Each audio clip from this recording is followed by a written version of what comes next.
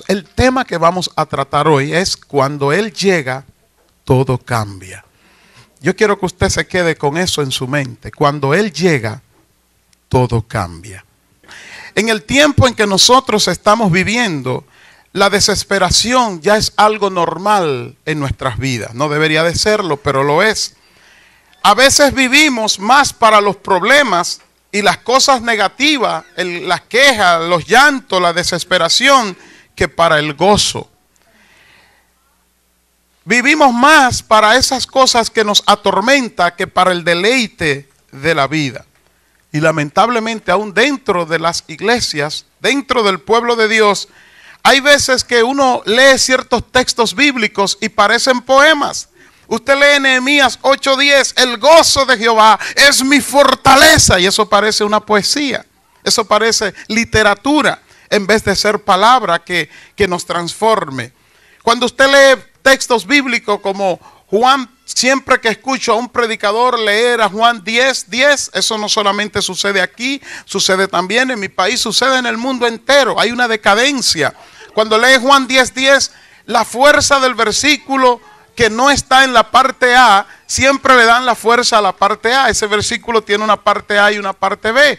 Dice que el enemigo, Satanás, ha venido para robar, matar y destruir. Pero cuando usted cita la parte B y dice, como dice Jesús, yo he venido para que tengan vida y vida en abundancia, eso parece poesía. Y ahí hay no un secreto, pero hay algo que quiero compartir. Cuando el texto dice, yo he venido para que tengan vida, debería decir, si vamos a las reglas gramaticales en español, para que tengan vida, coma, vida en abundancia. Pero fíjese que el texto dice, para que tengan vida, coma, y vida en abundancia.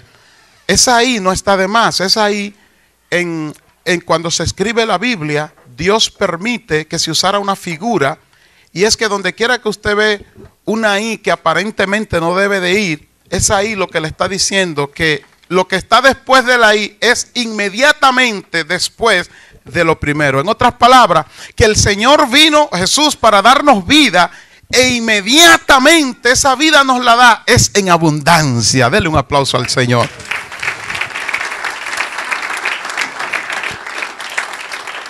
Jesús inicia su ministerio. Usted va en el capítulo 5 de Mateo, déjelo ahí, no lo mueva. Usted ve cómo Jesús inicia su ministerio. Las palabras más hermosas de la Biblia están ahí en Mateo 5. Parece, para este tiempo, eso es como una literatura, es como una poesía. Viendo la multitud, subió al monte y sentándose vinieron a él sus discípulos y abriendo su boca les enseñaba diciendo, gloria al nombre del Señor. Bienaventurados los pobres en espíritu, porque de ellos es el reino de los cielos.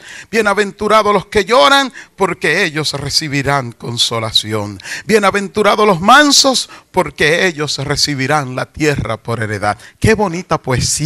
Eso no es poesía, eso es palabra de Dios.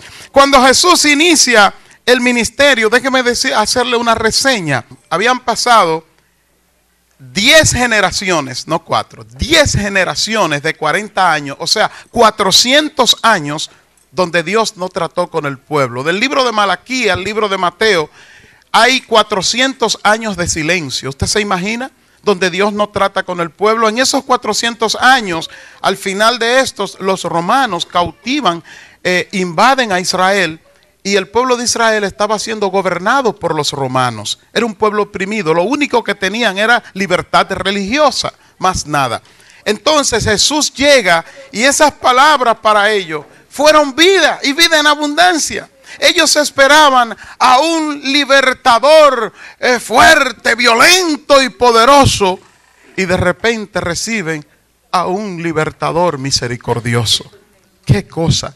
Por eso Jesús con estas palabras comienza a impactar a esa gente, a impactar a los que escuchaban. Jesús subió al monte, dice la Biblia, que él subió al monte, el monte de los olivos, famoso. En ese entonces no había micrófono y menos inalámbrico como ahora. Entonces Jesús subía al monte, era una técnica que usaban los maestros, los comunicadores. Él subía, entonces los demás estaban abajo, la voz de él se expandía, el viento la transportaba y podía llegar hasta 1 kilómetro la voz, sin amplificación. hay todavía teatros, estadios que son así, que hacen de una manera que el que va a disertar, el que va a hablar, puede hablar y sin amplificación se escucha en toda parte. Y si no, suba hacia una montaña y diga ¡ah! Y usted verá cómo la A hace un eco hermosísimo. Pues Jesús había subido al monte y allí le estaba hablando todas estas palabras maravillosas. Usted dirá, ¿qué tiene que ver eso con cuando Él llega? Todo cambia. Jesús está subido en el monte, pero de repente, como Jesús puede estar trabajando y dándose cuenta de lo que está pasando a su alrededor, Él comienza a sentir y a escuchar unos murmullos que se están dando un poquito retirado de Él. Cercano a Él, pero a la vez distante, en una especie como de cueva, se escucha sonar una campana, una campanita. Era un leproso. Los leprosos tenían que tener una campana que los identificaba, y cuando caminaba, si alguien se iba a acercar, tenían que gritar, ¡soy inmundo! Y si no gritaban, la campanita sonaban y las personas se alejaban. Y había un leproso que comenzó a llorar diciendo, yo quiero llegar hasta Él, yo quiero acercarme a Él, pero soy leproso y no puedo subir al monte. Jesús estaba en el monte llevando las palabras más preciosas de su predicación, pero las palabras solamente podían llegar a aquellos que estaban con Jesús. Los que no tenían acceso a Jesús no podían escuchar las palabras transformadoras. De repente se une a la campanita, que era un leproso, dos pescadores, pero estos estaban en alta mar, que estaban escuchando y gritando, decían, allá en el monte ellos están seguros escuchando esas palabras, pero ¿qué de nosotros si viniera una tormenta aquí en alta mar? No podía Jesús hacer nada por cuanto estaba subido en el monte. Sigue el murmullo y Jesús sigue enseñando sus palabras, pero ese murmullo sigue subiendo y ahora se unen dos personas que gritan, nosotros estamos endemoniados y queremos ser libres, pero no podemos llegar al monte. Los demonios no se lo permitían. Jesús, en su parte humana, casi turbado, sigue predicando lo que Él tenía que predicar. Él estaba enseñando los secretos del reino a sus discípulos. Y mientras Jesús hacía eso, gloria al nombre del Señor, de repente se escucha una voz, un grito.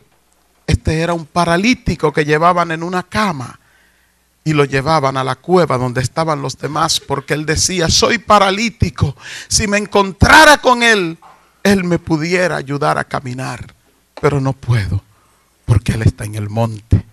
Así muchas veces nosotros clamamos a Dios con una desesperación tal. Sabemos quién es Dios. Sabemos que Jesús es Dios, Emmanuel, Dios con nosotros. Pero a veces creemos que porque Él está en el cielo, está muy distante para nosotros. Pasó algo que Jesús ya casi no podía soportar, y fue el llanto de una niña, por cierto, la hija de Jairo, un hombre poderoso con mucho dinero, pero su hija de 12 años, enferma, casi moribunda, gritaba y decía, si yo pudiera llegar al monte. Pero ¿cómo iba a llegar una niña de 12 años hasta el monte? Y llega un momento donde se forma algo crítico. Jesús hablando a los discípulos en el monte y otra multitud que está sin acceso a Él. Y allí suena otra campanita. Y Jesús, que todo lo sabe, mira y se da cuenta lo que los otros no podían ver. Lo que tú crees que Jesús no ha tomado en cuenta sobre ti, sobre tu dolor, sobre tu problema, sobre tus necesidades, ya ha sido tomado en cuenta. Dice una canción de Dani Berrío, cuando Él queda en silencio es porque está trabajando. Aleluya. Denle un aplauso al Señor. Aleluya.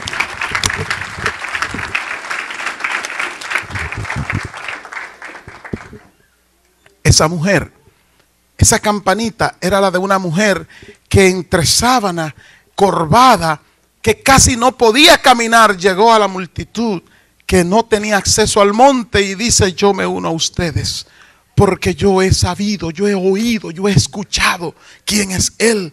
Y si yo pudiera ir y tan solo tocar su manto, seré sana y me moriría en paz.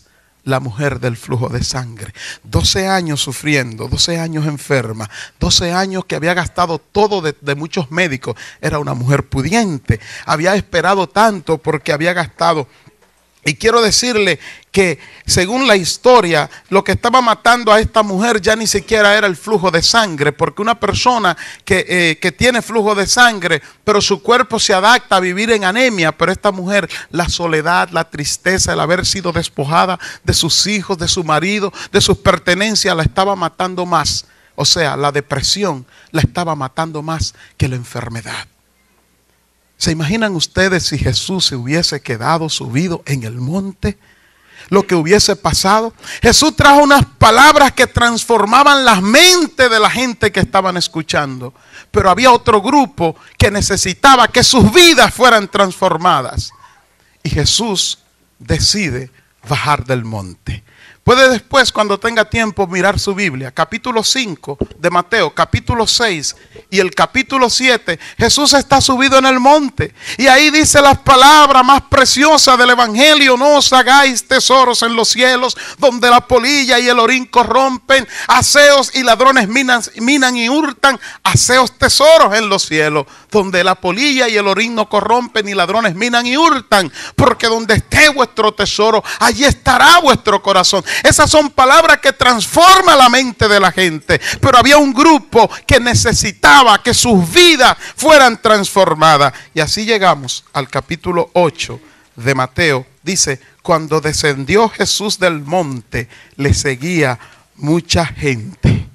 Ahora Jesús baja del monte. Y el primero que se acerca, sin importar lo que dijera la multitud, porque ya Jesús está accesible, es un leproso. Y le dice: Señor, si quiere, puedes limpiarme. Y el Señor le dice: quiero, sé limpio. Porque cuando Él llega, todo cambia.